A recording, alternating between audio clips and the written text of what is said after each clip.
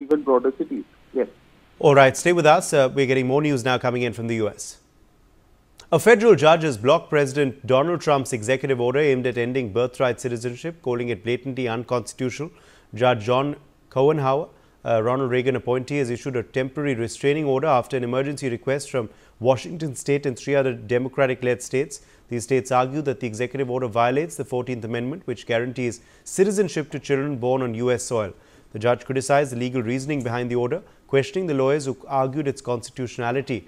He also noted that the harm to children's citizenship could have long-term negative effects, including challenging in accessing federal benefits. The states argue that the executive order would put unnecessary financial and logistical burdens on state programs. In defense, the Trump administration has claimed that the clause, subject to the jurisdiction thereof, allows the president to exclude children of undocumented immigrants or those with temporary legal status. The Justice Department urged the court to delay issuing the order while more legal documents are presented. This ruling temporarily halts the policy while the legal battle continues, with further hearings now expected in the coming weeks. Belly Thomas is joining us for more details on this story. Belly, what are the implications of what the judge has said? This comes as a big relief to the thousands of immigrants. A federal judge had blocked Donald Trump's administration from implementing the president's executive order curtailing the right to automatic birthright citizenship in the United States. He called it blatantly unconstitutional.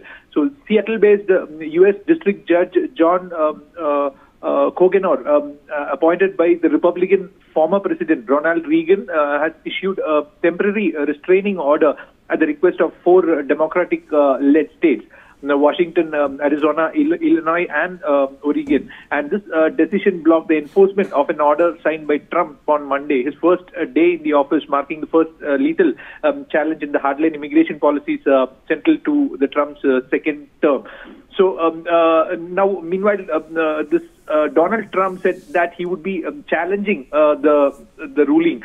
So what the U.S. president said, what the judge said was that he was having trouble understanding how a member of a bar could state unequivocally that this order is constitutional.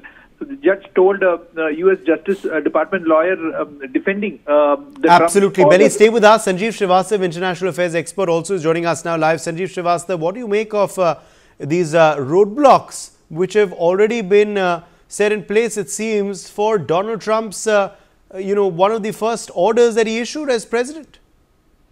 Yes, I think, Uday, I think such roadblocks President Trump is going to face continuously because of such executive orders are not constitutional. And as a federal judge has said that it is blatantly unconstitutional. Because, Uday, in the U.S. Constitution, 14th Amendment gives that right that anyone who is born in the United States of America will have automatic citizenship. That is what we know as a birthright citizenship. And if any president goes against these constitutional norms, which has been clearly laid out in the U.S. Constitution, that is the unconstitutional act. And obviously, this kind of provision in the U.S. Constitution had come after a very big fight, a civil war and civil in 1868, and after that, such provision had been included, as we know, as the 14th Amendment. So I think to change that with an executive order, with the signing of an executive order, is not going to be possible. All right, Sanjeev, thank you for joining us with your perspective on that story. Also, thanks to Belly, who joined us earlier.